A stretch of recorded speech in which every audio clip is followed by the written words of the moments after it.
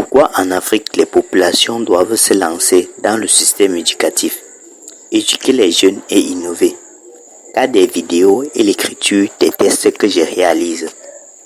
Après l'obtention de mon baccalauréat, lorsque je suivais ma formation, pendant les week-ends, les vacances et les périodes de la journée où j'étais libre, comme les heures du soir, je réalisais des vidéos et j'écrivais des tests éducatifs pour transmettre les connaissances à ma disposition et que j'estimais être utiles aux autres, particulièrement à ceux qui, comme moi, désireraient avoir plus de connaissances pour améliorer leurs conditions de vie et celles de leur communauté, et qui malheureusement n'ont pas assez de moyens financiers pour se payer une formation dans un établissement privé ou financer leurs études dans une université, école, centre de formation.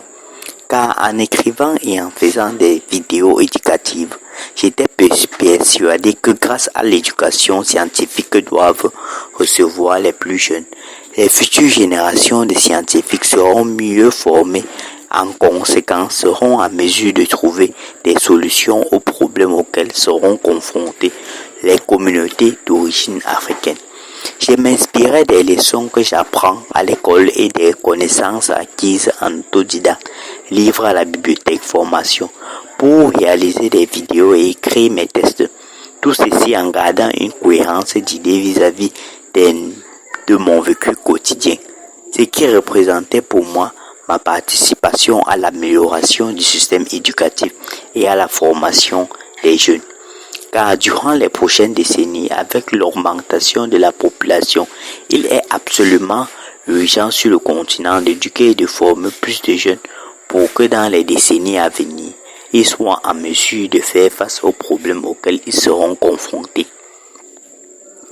L'Afrique est un continent émergent qui est confronté à plusieurs problèmes socio-économiques engendrés en partie directement ou indirectement par la nette croissance de la population. Ou pour trouver des solutions à ces problèmes, toutes les couches de la population devront s'impliquer. Enfants, jeunes, adultes, vieux, fonctionnaires, salariés, entrepreneurs.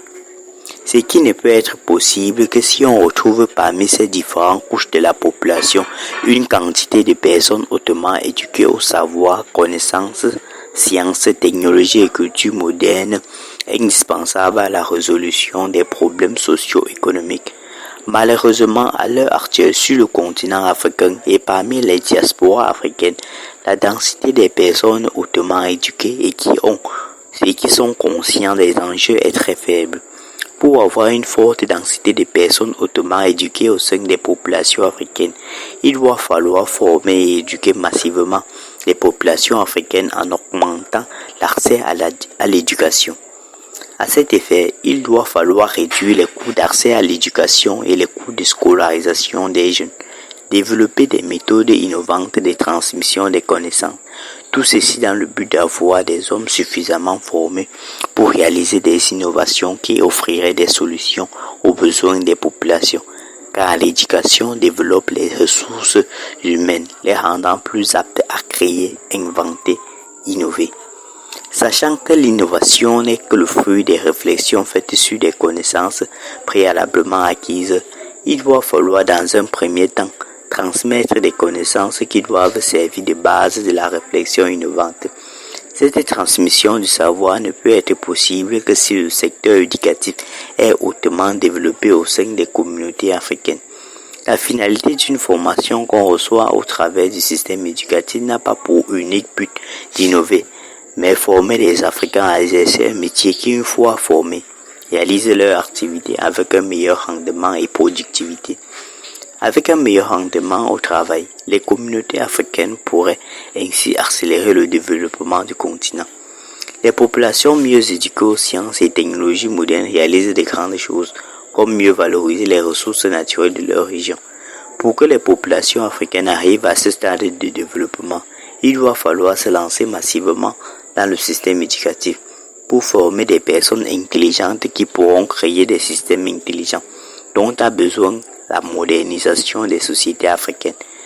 Avoir des hommes intelligents est un élément indispensable pour développer des communautés africaines. car les systèmes intelligents, systèmes d'administration sociale, industrie, appareils smart sont le fondement des sociétés modernes.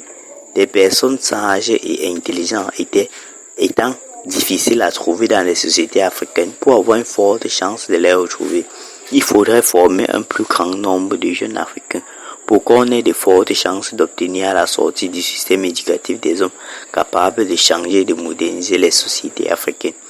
Pour développer l'Afrique, il doit falloir changer les mentalités. Ce changement ne peut être possible que si les Africains se lancent dans le système éducatif en formant en masse les populations.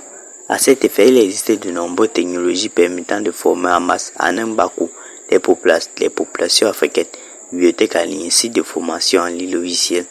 Aujourd'hui, grâce à ces nouvelles technologies, plusieurs documents numériques, vidéos, tests d'apprentissage sont accessibles presque gratuitement à tous. Il n'est pas facile de s'éduquer en autodidacte. Pour cela, il faut utiliser des méthodes d'apprentissage comme devenir celui qui transmet des enseignements aux autres, car le meilleur moyen de retenir des notions est de les enseigner aux autres. L'éducation facilite la croissance professionnelle et sociale d'un homme. En se lançant dans les systèmes éducatifs, on donne la chance à plusieurs jeunes de réussir dans la vie. La lecture et l'écriture permettent de faire des exercices cognitifs. Plusieurs jeunes gagneraient énormément à s'y lancer. Lecture de l'extrait d'un chapitre de Pourquoi en Afrique, livre 2.